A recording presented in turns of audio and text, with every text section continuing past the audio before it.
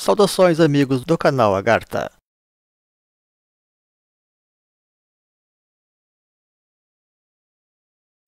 Neste trabalho, teremos a oportunidade de contrastar, mas também harmonizar as principais ideologias políticas modernas com a chamada tradição primordial, a qual pode ser melhor denominada politicamente por sinarquia, demonstrando, como de praxe, que a modernidade vive uma grande fragmentação esterilizante e conflituosa de princípios, que a rigor deveriam estar unificados, tal como estiveram de fato naqueles momentos fundacionais de muitas sociedades, como atesta muitas vezes as suas próprias escrituras, pese mesmo estas estarem sujeitas a algum grau de distorção por diferentes razões. Não obstante, tampouco ficaremos neste trabalho apenas na teoria, partindo também para estudos aplicados baseados na história e com propostas objetivas para a nova era aqui e agora, de forma aristotélica ou objetiva e desapaixonadamente. Depois da nossa vinheta. Deixe o seu like, inscreva-se, ative o sininho e compartilhe. Todo aquele que conhece um mínimo de religião e espiritualidade, tal como de mitologia e tradição, sabe que os relatos antigos sempre se reportaram a uma idade de ouro original, que pode acertadamente ser chamada de paraíso terreal. Em certos meios, tal coisa também é denominada de tradição primordial, assim como de sinarquia, quando se quer dar um nome ideologizado ao mesmo. O que significa exatamente essa tradição primordial? Temos demonstrado que não se trata meramente de algo antigo ou remoto, e isto sim uma visão original ou primeva das coisas, cuja grande característica é precisamente a sua unidade. Mas unidade em relação a que exatamente? Com certeza, basicamente a unidade de corpo e alma, para dizer de forma simples, ou, de forma mais extensa, uma unidade de propósitos e de interesses sociais conjuntos. E quando se diz que as origens possuem tais características únicas, é simplesmente porque somente esta síntese apresenta verdadeiro poder fundador, criador ou de renovação, trazendo as coisas reais e definitivas ao mundo, originando assim modelos socioculturais dotados do chamado dom de mundo de que fala o perennialista Fritjof Schuon. No caso, superando visões menores e transitórias, caracterizadas seja pela utopia ou pela tirania, que são expressões marcadas pela híbris humana, ou seja, pelo excesso ou pelo desequilíbrio. Com efeito, investigando a genealogia ou a arqueologia de todas as ideologias modernas, não é difícil observar que as suas raízes advêm de crenças, religiões ou ideologias mais antigas. Esta separatividade moderna acirra e se baseia daí nos princípios dualistas ou dialéticos que resultam da necessidade das coisas serem equilibradas em algum momento. Prevendo isto, vários mecanismos podem ser aventados, como a ideia de república anunciando a primazia ou a intenção de favorecer o interesse público, ou a democracia outorgando voz ativa à própria população, tal como diversas formas de demagogia visando a alienação social, além da mistura dessas propostas em maior ou menor grau. Comparativamente, a tradição se afirma diretamente na ideia do mérito, da vocação e da hierarquia, sem ignorar, porém, os direitos universais. Vista na sua pureza, o poder estava ligado unicamente ao mérito pessoal, que derivava, por sua vez, da visão abrangente ou universal das coisas.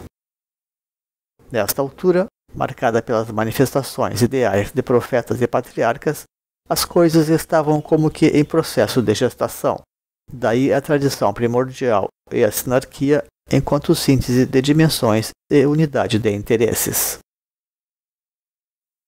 Uma característica marcante dessas sociedades é que são, digamos, culturas em movimento, ou seja, sociedades em busca da afirmação da sua própria identidade. Da mesma forma que representam sociedades orgânicas e também personalizadas, não representando, portanto, culturas de massa e, a princípio, sequer sendo exatamente sedentárias, antes relativamente nômades e tribais. O seminomadismo foi um modelo cultural que buscava se adaptar aos ritmos da natureza, basicamente as estações do ano, que determinavam os ciclos da vegetação e o decorrente movimento natural dos rebanhos, em sociedades, portanto, basicamente pastoris ou de caçadores. No mito de Caim e Abel, Deus prefere o pastor Abel ao agricultor Caim, uma preferência que os profetas bíblicos sempre manifestaram, com efeito, em favor da vida nômade e pastoril. O sedentário Caim, contudo, não aceitou o veredito divino, cometendo o primeiro assassinato ou fratricídio. O próprio rei Davi era pastor, servindo como uma forma de equilíbrio de coisas depois que a monarquia hebraica foi estabelecida a pedido da sua população, após iniciada com a má experiência do rei Saul. Na monarquia, um rei é ungido pelo povo ou pelos sacerdotes. Comumente, esta unção deriva dos feitos deste rei em favor do povo e da fé, e as monarquias nem sempre foram hereditárias, podendo se manter puramente meritocráticas. Comumente, os problemas começam quando se institui a hereditariedade, porque o mérito também começa assim a se perder, em função da outorga do poder acima da aquisição do mérito real. O ser humano é suscetível demais para conseguir adquirir mérito quando recebe o poder por antecipação, e isto vale não apenas para as monarquias, mas para qualquer tipo de sistema de poder. Essa condição pode até mesmo atrapalhar a manifestação de uma vocação autêntica. Por essa razão, nas lendas áureas, como nas arturianas, o predestinado é literalmente afastado das suas raízes, até que ele desenvolva as suas verdadeiras capacidades. Contudo, não é apenas ao rei que é dado o direito. O povo também recebe proporcionalmente segundo o seu mérito. Na base de tudo existe um consenso, ou um sentido de pertença a um dado contexto cultural. Nada é gratuito, porém a oportunidade universal também é concedida em função da própria evolução das coisas. Ou seja, nascer neste meio confere oportunidades naturais. Já um estrangeiro poderia ter maiores dificuldades para ali se afirmar em igualdade de condições. As sociedades antigas se baseiam muito na ideia de clãs e de tradição. Contudo, os recursos elementares sempre são providenciados diante do espírito de pertença ou do chamado espírito de corpo. Moisés estabeleceu o jubileu para redistribuir as terras a cada 50 anos, de modo a reequilibrar as coisas em cada geração. Não se trata exatamente de um socialismo no sentido moderno, onde basta produzir e interagir economicamente para ser aceito. A fé estava na base, tal como outros compromissos eventuais. Observando a evolução das ideologias modernas, vemos que as primeiras formulações socialistas possuem marcas religiosas importantes, logo taxadas, porém, de utópicas por Karl Marx, que desejava uma socialização humanista ou de base materialista. No entanto, à luz da própria tradição, este primeiro modelo de inspiração religiosa não era utópico, tal como formulado por Saint-Simon. O marxismo lava o direito de todo o mérito espiritual e de tradição, humanizando ao máximo as coisas e tirando assim o sentido superior inerente das associações humanas. Naturalmente, o anarquismo segue na mesma linha, embora não aceite, de forma basicamente utópica, que a sociedade se organize em forma de Estado, optando por radicalizar a democracia na forma da chamada democracia direta, sobretudo, ou o próprio individualismo.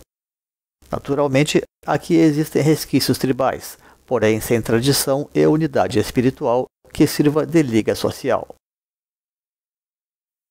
O fascismo é uma ideologia moderna que já presta certa atenção para as tradições, não obstante haver sido muito influenciado pelo próprio marxismo e adotar por isso métodos violentos na sua organização e pela valorização do Estado como custódio social. Mas também se poderia associar este espírito aguerrido, por analogia, à própria nobreza guerreira tradicional. Cada ideologia destas é expressão, portanto, de uma casta ou classe social. E se o anarquismo ainda resulta assim tão utópico, poderia ser em parte apenas por causa dos seus vínculos secretos com a própria religiosidade, posto que, em função da evolução das coisas, tem faltado racialmente ainda organizar modernamente uma quarta ideologia relacionada ao próprio clero, o qual naturalmente também abriga a sua própria sociologia, envolvendo comumente o recurso do êxodo urbano e da comunidade ou do mosteiro. Quando o êxodo é a opção, daí se pode esperar uma renovação mais profunda de tudo através da técnica da elipse ou do bumerangue.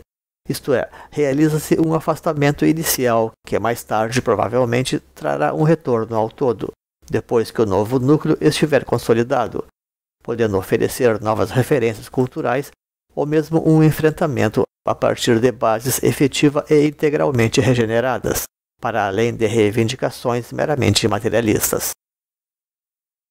Não obstante, e em última análise, mesmo que o governo seja partido ou segmentado, o Estado todavia necessita ser íntegro ou inteiro, daí a necessidade da sinarquia. A sinarquia representa, pois, uma unidade social de corpo e de alma, contrastando com as ideologias modernas que comumente oferecem alma sem corpo ou corpo sem alma, resultando por isto invariavelmente utópicas e falaciosas. Não obstante, a própria sinarquia também operacionaliza com instâncias de síntese, que é aquela do espírito precisamente. Em Saint-Yves d'Alvendre, essa suprema posição está relacionada à ciência, porém, se trata naturalmente de uma ciência iluminada, que não fecha as portas ao oculto. As restantes instâncias, relacionadas à alma e corpo, são a justiça e a economia para o mesmo autor. Adaptando o tema às castas, a ciência estaria a custódio dos sacerdotes, a justiça estaria aos cuidados dos guerreiros, e a economia estaria a cargo dos produtores. Os servidores estariam naturalmente distribuídos entre todos estes setores. A ausência de uma religião impessoal dominante deixa patente não se tratar de uma proposta de massas. A autonomia da religião surge já como uma forma corrompida, sob os chamados fundamentalismos, por exemplo. Religiões desconectadas do espírito de ethos resultam alienadas e perigosas para a afirmação tradicional do dom de mundo. Por isso, a tradição opta por fundamentar a sua espiritualidade sobre toda uma ciência espiritual, comumente de raízes cabalísticas e tradicionais. O chamado pós-modernismo resulta, contudo, um campo fértil para um tipo especial de hibridismo ideológico, derivado seja do neocolonialismo como do neomarxismo, onde tudo se confunde e embaralha caoticamente e visando confundir as pessoas, e onde tampouco existem guerras abertas e declaradas, mas sim frias ou híbridas, e certamente os fins definitivamente suplantam os meios. Aqui tem-se o capitalismo de Estado e o conservadorismo liberal, no mundo onde tudo já parece possível e tolerável. Naturalmente, os resultados tendem a demonstrar a fragilidade das bases, seja num comunismo que desterra os seus camponeses, num fascismo que não respeita de fato as origens, num anarquismo inerte e sem coesão, ou num capitalismo que sabota as próprias bases da produção. É evidente que esses quatro modelos sociais são fragmentos de uma tradição primordial, vistos desde os ângulos segmentados das próprias classes. É certo também que as coisas jamais poderão se estabilizar desde tais perspectivas fragmentadas, porque mesmo que as pessoas se identifiquem com essa ou aquela corrente, sempre haverá outras tantas com predisposições diferentes, sobretudo no mundo inevitavelmente cada vez mais globalizado. É até natural que as classes tenham as suas próprias aspirações, as quais passaram todas, direta ou indiretamente, aqui pelo crivo dialético hegeliano. Porém, é preciso encontrar caminhos para a convivência legítima e respeitosa comum, coisa ainda mais importante naquelas sociedades em formação. O problema aqui é que, no fundo, todos estão sujeitos à perspectiva reducionista do próprio humanismo. Ora, as pessoas precisam compreender que o propósito da evolução humana é a superação da limitada condição humana atual, de modo que a única forma de alcançar isto será olhando para o além do homem, ou seja, para as forças de unificação que muito tratam de orientar a evolução das coisas. Aqui podemos inclusive evocar a famosa parábola do Buda e dos 7 cegos, onde o Buda é o único que alcança uma visão unificada do elefante que os cegos tentam descrever de maneira apenas parcial desde os seus ângulos limitados de percepção. De modo que reencontramos, pois, os mitos hindus primordiais da unidade das castas na figura do Purusha, o homem primordial das leis do Manu. Enquanto o ser humano não voltar a reconhecer os seus próprios limites e recordar as suas referências superiores de evolução, inevitavelmente permanecerá errando por falta ou por excesso, por omissão ou por comissão. De modo que, ao invés de entronizar ao próprio ego destrutivo ao qual está subordinado, trate isto sim de priorizar o conselho dos superiores, porque o verdadeiro problema não está tanto nas ideologias, que, embora limitadas, devem antes tais limitações à própria natureza humana imperfeita e segmentada. De modo que a espiritualidade espera que a humanidade volte os seus olhos uma vez mais para o ápice da pirâmide dos tempos, relembrando que, mais do que uma meta comum, ela é também fonte de irradiação e de unidade das coisas. Antigas sociedades podem até ter feito já o seu dever de casa e por isso podem atuar de forma mais fragmentada impunemente. Porém, as novas sociedades necessitam organizar o seu ethos e a sua unidade. E aqui é onde elas não podem se deixar confundir pela aparente fragmentação alheia, sob pena de jamais poderem realmente se organizar. De modo que o nosso verdadeiro problema aqui são mesmo as sociedades em formação. E para isso, a tradição é deveras realista, o que significa dizer que também é conciliadora num sentido amplo do termo, trabalhando assim com a cosmocracia, que significa usar o poder para organizar devidamente as coisas respeitando as diferenças. Daí a observância da unidade na pluralidade, seja na forma do panteísmo antigo ou das tribos de Israel. O Brasil é um grande país que foi mantido coeso para poder destinar suas regiões aos seus setores sociais, e como tal ele tem evoluído realmente. Com efeito, o Brasil vem sendo organizado ao ritmo dos ciclos sociais que vive o próprio mundo, mudando regular e ciclicamente a sua capital para dar lugar aos novos estágios socioculturais da nação, ainda que sempre também como respostas às demandas e interferências de interesses contrários ao seu próprio desenvolvimento, o qual segue, na verdade, um curso próprio e original de evolução a partir das descobertas do Novo Mundo. Assim, é a história mesma quem está testemunhando, pela progressiva organização do país, através das suas sucessivas capitais nas diferentes regiões, que os territórios em questão, que são de dimensões de nações, representam áreas suficientes para afirmar, organizar e consolidar as suas bases sociais. A cosmocracia, que em última análise representa a consolidação de uma cosmologia social, foi a solução muitas vezes encontrada pelas grandes nações divididas, sendo uma felicidade, neste caso, haver território suficiente para que as grandes questões sociais pudessem ser solucionadas sem a necessidade de uma divisão efetivamente política, mas tão somente administrativa da sociedade nacional, dentro de um pacto confederativo capaz de colocar bases sólidas para uma sinarquia universal. O Egito Antigo esteve submetido a leis e a processos semelhantes, e a cabeça sinárquica da nação ficou a cargo da região do Delta e da cidade sagrada de Heliópolis, capital da primeira dinastia solar criadora das pirâmides, na ocasião da organização da nação.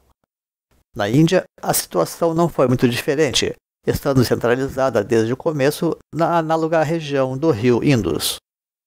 Trata-se de duas grandes nações antigas que também precisaram resolver problemas complexos como a diversidade racial e a formação social, buscando para isso a solução cosmocrática de dividir politicamente os países em dois grandes segmentos principais, um mais voltado para o materialismo e outro mais voltado para a espiritualidade, empregando como linhas divisórias acidentes naturais como rios e cadeias de montanhas, assim como faixas climáticas como os trópicos. Assim, no Egito Antigo, as subdivisões dialéticas estavam configuradas através do rio Nilo, gerando as 4 repartições práticas do Império. Ao passo que nos Andes, a própria cordilheira serviu de coluna dorsal ou divisória das regiões longitudinais. No simbolismo alquímico do Ouroboros, as 2 correntes polarizadas, simbolizadas por serpentes, englobam os 4 elementos. O escudo do Império Inca ostenta da mesma forma essas 2 serpentes, embora a cruz chacana pudesse aludir melhor às 4 direções do Império. Esta grande divisão binária de materialismo e espiritualidade vela cada uma, então, uma dialética própria bem conhecida, que modernamente reúne na Eurásia burguesia e proletariado, e no seu passado medieval reuniu aristocracia e clero. Trata-se, pois, das famosas dialéticas que reúnem de um lado aqueles que extraem e os que comercializam, e de outro lado aqueles que moralizam e os que renunciam. Aqui reside, pois, as raízes de ideias tradicionais como as do Império do Meio ou do Centro da China Antiga ou do Império das 4 Direções dos Incas, visando deste modo organizar as suas bases ou a sua cosmologia social. O tema da geografia sagrada é questão bem conhecida em relação ao Egito, as conexões entre o mundo de Osíris e as regiões do país. Já do Império Inca se conhece um trato social geográfico em termos de calendários ou de estações anuais. A cabeça ou direção central das nações ficou estabelecida então a partir dos seus centros geográficos e espirituais ou axis mundi, sede da energia natural de quintessência ou de coordenação superior. A natureza capital de Shambhala, no sentido de cabeça, síntese ou mentoria, resulta não apenas de estar geralmente em posição mais ao norte, na direção dos polos hemisféricos, mas sim em função de certas coordenadas geográficas centrais nos próprios hemisférios, como temos demonstrado já em outros trabalhos sobre a questão. Fato é que a própria democracia demanda certa base de igualdade para poder sobreviver, e enquanto os pleitos não ocorrerem entre iguais, os dias do regime estarão contados na direção da sua extinção, permitindo externalizar as tensões e os conflitos latentes. A cosmocracia estabelece, porém, bases para o respeito comum sobre a pauta da confiança e da identidade social. Porque o povo é um só, mas o espaço de cada um precisa ser para isto criado e respeitado. Quando tal coisa não acontece, tampouco existe liberdade, só ilusão e falsidade dentro de um espaço que, a rigor, sequer é realmente público. Ou seja, trata-se do aperfeiçoamento do locus existencial, aquele ambiente primaz necessário para gestar devidamente as bases humanas e sociais, como extensão social do lar privado, berço, enfim, do ethos identitário que dá alma ou sentido superior para as coisas. O Brasil é um grande país da nova era, e não se pode impedir a emergência desta nação em função da obsessão de copiar modelos alheios que ainda não têm plena funcionalidade aqui. Antes de se plasmar como instituição, a democracia precisa nascer nos corações como um sentimento. O país é suficientemente vasto para abrigar diferentes modelos sociais, e aquilo que propomos é apenas consolidar o que a sua própria história está sugerindo que deve ser feito em função da aplicação preferencial de determinado regime social em cada uma das diferentes regiões. Com efeito, a formação da Europa passou por processos semelhantes, centralizados em países equivalentes às regiões do Brasil. A democracia atual representa apenas o resultado deste processo milenar de evolução, onde todo o bloco europeu obteve uma paridade final e assim o respeito mútuo atual. Na prática, os regimes sociais necessários, todos eles importantes nessa fase de formação do Brasil, nem estariam tão longe assim das formulações humanistas. Embora costumemos denominar essas ideologias atuais de modernas, em função especialmente do aspecto secular e tecnológico inovador, em contraste com a mentalidade dominante nos séculos anteriores, o fato é que, em essência, todas essas correntes sempre existiram na humanidade em função da sua própria vinculação com as classes sociais. Em outras palavras, as ideologias humanas nem são tão problemáticas ou utópicas quando aplicadas a grupos humanos definidos, e onde a forma mais prática de fazê-lo seria então através de territórios delimitados.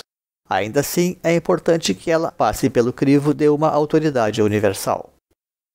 No caso do Brasil, as regiões materialistas ficariam no seu litoral e as regiões espiritualistas ficariam nos grandes interiores do país.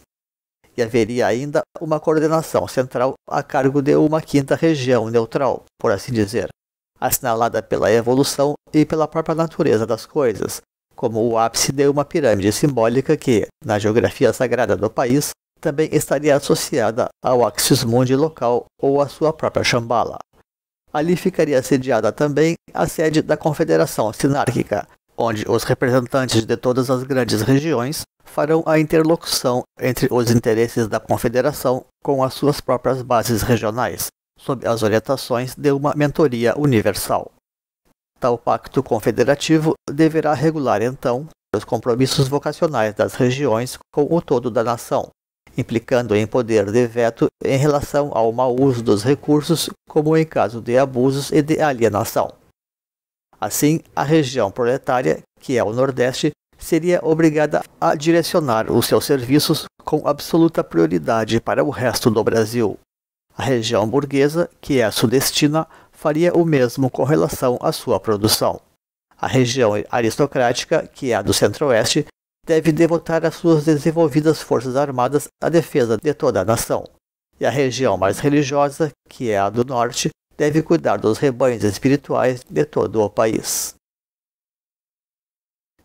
Este mesmo intercâmbio interno será a garantia, então, de que as culturas regionais não estarão estagnadas em si mesmas, mas abertas para dar e receber, mantendo da mesma forma uma plena permeabilidade de ir e vir entre as diferentes regiões isentas de restrições de fronteiras, de modo a também atingirem paulatinamente uma isonomia prática.